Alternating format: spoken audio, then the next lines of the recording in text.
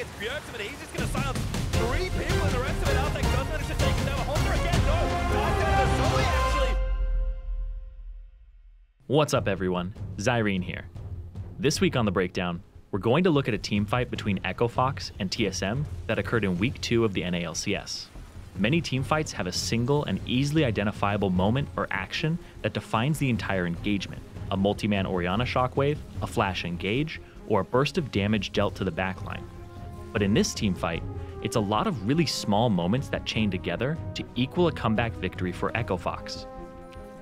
39 minutes into the game, TSM are up 11,000 gold, have killed both the top and middle inhibitors, and have 2 elemental drakes empowering their Elder Dragon buff. With Echo Fox at a heavy disadvantage, TSM look to take the final inhibitor turret the same way they took the top inhibitor 10 minutes earlier, by using Hanser's Vladimir to enter the base through mid lane and flank as they force a team fight. In a dive like this, you'd expect the defending team with a major deficit to kite backwards, zone Vladimir with Alistar, and look to focus the front line as they slowly give up objectives. But instead, Echo Fox recognize their last stand needs to be made at this bottom inhibitor turret while TSM's carries no longer have flash. So, they unleash a counterattack. Let's get into it.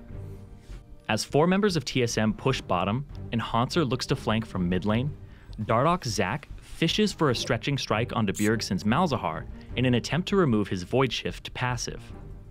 Bjergsen throws out a well-timed Void Swarm and blocks the Zac Q as Mike Young's Jarvan then uses Flash and Cataclysm to trap in Dardoch and Phoenix, which signals the start of the TSM dive. Dardoch then connects the second part of his stretching strike onto Mike Young, smashing him into Bjergsen's Voidling and stunning him. Immediately after that, Dardoch channels Elastic Slingshot with his eyes set on the TSM backline. He releases his E as Huni's Gangplank drops Cannon Barrage directly on top of TSM's carries.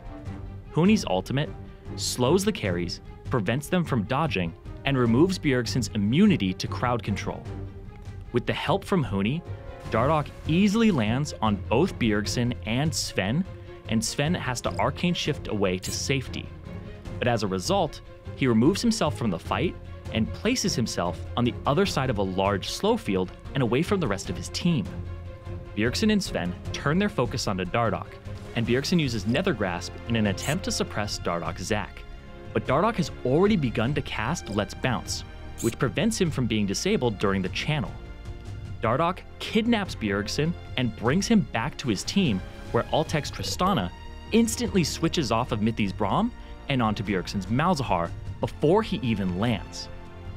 Although Mithi tries to use the last few seconds of his Unbreakable to protect Bjergsen, the support ends up delivering Altec's explosive charge, and Bjergsen drops while being guarded by his teammate. And because of this, Echo Fox are then able to clean up Hanser and Mike Young, resulting in a 1-for-3 team fight where they were considerably down in resources. But there was one more small moment in this fight that made an immense amount of difference, and it came from Echo Fox's support, Adrian. In this game, Adrian's Alistar is almost like an offensive tackle charged with guarding his team from Vladimir. And throughout the game, we see that Adrian does just that to Hanser, saving his headbutt solely for delaying and preventing Hanser from entering the backline. This creates temporary 4v4s for the rest of Echo Fox, where support is taken out of the fight in exchange for a fed top laner. But that's not what Adrian does in this fight. Adrian starts off the fight positioned where he's expected to be, marking Vladimir and zoning him. As Adrian looks to get into a position closer to his team, he's making use of a technique called wiggling, where you rapidly click between moving towards an enemy and moving away from them in order to prevent them from reading your intentions. This means Hanser has to respect the possibility of being engaged on by Adrian, while Adrian also gets to threaten to reinforce his team. The goal of this wiggle is to juke Hanser into moving backwards slightly to avoid a potential headbutt. Adrian's wiggling successfully causes a moment of hesitation in Hanser, and he goes for a headbutt pulverize. But instead of comboing onto Hanser, he combos Mike Young's Jarvan. Adrian told me that this was a split-second decision because he saw that Vladimir hesitated his engage ever so slightly. This headbutt pulverize is crucial.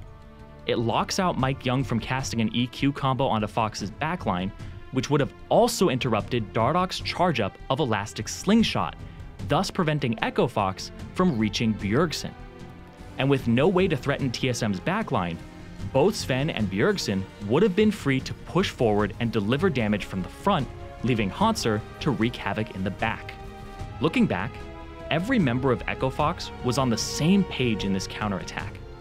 These split-second decisions that everyone made enabled the team as a whole to execute on this play.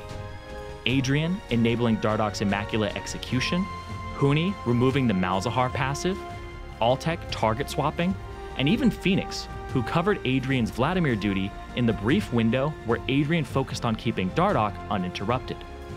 All of these moments were small, but when they came together, we saw how necessary each one was in Fox's turnaround against TSM. After the fight, Echo Fox would relieve pressure off their base and go on to take the game, closing out Week 2 with a 4-0 record and uncontested at the top of the North American LCS.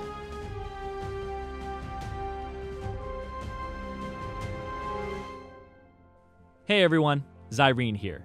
If you see a play that you think deserves a breakdown, tweet at me at LOLZirene and use the hashtag #TheBreakdown.